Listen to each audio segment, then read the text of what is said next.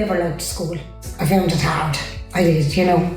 It wasn't for me, but sure, look, I done primary school, I suppose, and then I went on to Cumber College over. And then, sure, when I was 16 then, I suppose, I got the chance to go to work with Pat Flynn, the racehorse trainer. So Pat taught me everything from, I suppose, mucking out the stable, making sure they were perfect, and the welfare of the animal was priority, you know. I went on then to become a volunteer here in Carrick for the love of people, searching for people in the search and rescue. So we'd be called Carrick River Rescue. So I volunteered, and they're there now, must be about 15 years as a volunteer. So a lot of the animals I have come from rescuing people, we rescue animals as well. When I was on tours years ago, I would have worked in Camp Hill community with the special needs kids. And so I kind of loved special needs kids, I love rescuing animals. But then I went on a tours programme. So I suppose when I was here then I kind of put it together that maybe I'd done a bit of research on horse therapy for kids with special needs. Then I kind of was talking here one day and I asked Anita, because the education side came back into it, I wanted to go and become a horse therapy. I work for the Social Inclusion Community Activation Programme, SICAP for short. So my work primarily falls under two goals. Goal one is working with individuals, community groups, social enterprises, and goal two is working with individuals. So I first met Catherine in March of 2022 when she was here for her TUS placement. She was offered the opportunity to engage with SICAP, which is purely on a voluntary basis, which she took up. So she told me about her dream to become a therapeutic riding coach.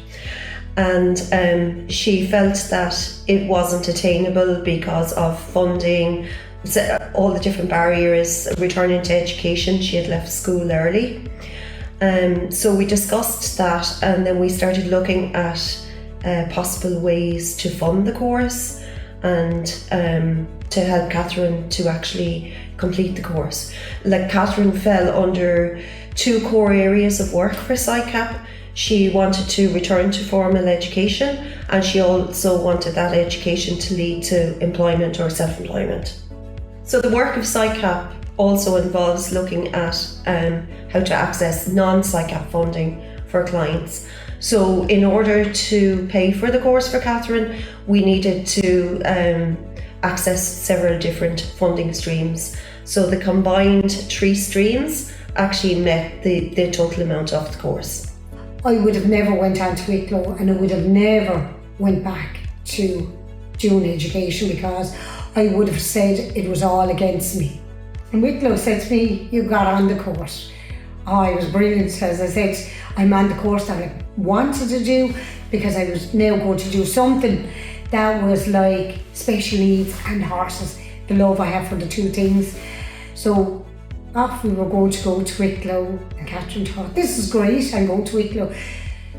1st of September after she was going, everything was going good until Catherine got there and realised when she sat in this big place, this college, that they were doing assignments and were doing research and things like that. And Catherine was going, oh my God, I didn't think I had to do all these, like. But again then I was kind of thinking, is this going to be for me, like, to go back? I never done assignments, never done research on things. So there were many challenges and barriers for Catherine to undertake this course. Firstly, the work of SICAP, I suppose, is to remove those barriers and try to help a person to become more confident and to be able to progress to formal education, having left school early. The main challenge for myself as the SICAP worker was to secure the funding. So once we had that done, we were ready to start with the assignments. Catherine was very nervous about undertaking the assignments, so we would sit down together and look at what she was being asked. We would break them down, simplify them, and she would go away and do the research. After going to Wicklow and I suppose looking at that I qualified as a therapeutic rider, oh yeah, I would say big time. Worked every bit of early mornings, late nights getting home from Wicklow. it was worth the whole lot of it, you know. And anyone, I would say, to any kid, never mind adult, no matter what age you are. I was 50 and I suppose I went back to college, and now after doing it, no matter what age you are, you can always go back and do what you love.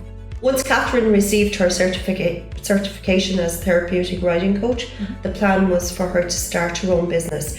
In preparation for this, I secured a place for her on our self-employment options program training course, where she was able to examine the viability of her business idea and to start putting together a business plan.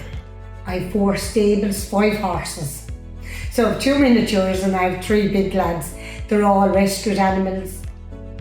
So I suppose my therapeutic work will involve special needs. And I suppose not even just the special needs as well. I kind of, people with depression, I like to help them, or anxiety, for the simple reason is I'm a volunteer, as I had told you earlier on, with Carrick River Rescue. So I would have talked down a few people from suicide and different jokes, but I'd like to bring them into it as well, because I think, like Anthony, everyone likes to talk, like me, gifted the gab. But I find at least if you can sit down and you can talk to somebody, supposing it's only something that they want to get off their mind. Campbell are going to be my clients, is that what they say, and I'll have a business hopefully with them and build up a great reputation. And then we have the Journeyman. They're another side of Campbell, which they love the horses and love the animals. So yeah, I'm going to go on, and I've approached the schools, because in our schools there we have little SNA units that kids can go to. So I've approached the schools and telling them what I'm doing, and the schools are actually very impressed that there's something now based in Carrick that they can bring kids, or I can bring a pony to the school. Our elderly too should be taught of, I suppose they went into nursing homes. So I'd like to, I suppose as well, for Alzheimer's and things like that, I'd like to vary it out to a wide range of different things, from special needs, I suppose, to the depression. So horse therapy varies from different things, from riding the horse, to walking the horse, to just brushing the horse, or just being around. You know, a lot of people, when you say horses first to them, I suppose they're going to say, oh, I'm not going near. They're big, they're wild, they do all this, you know, they bite you. I will be offering the services, I suppose, that if you like riding, well, we have 3 lovely horses that you can ride. So I'd have clients coming with depression. So I suppose in the field I have a place, headspace I call it. So it's up in the middle of the wood, kind of off my field, and you can just sit there, and all is up there is trees. So we'll be offering that, going up just to talk to them, because it's a little bit quieter. You have trees whistling and shuffling along and the birds. So just to sit and listen. Only for Anita and the Jews, I suppose, I wouldn't have any of these courses, because again, funding was a problem for it, and they helped me with it. And the support is brilliant. Like, they never say you can't do it. It's, we can do this, we'll find this, and you can do it. I would say for anyone in Carrick or any place that the likes of Anita have a business, go to them, because they will help you with every aspect of your business, even for just small little courses like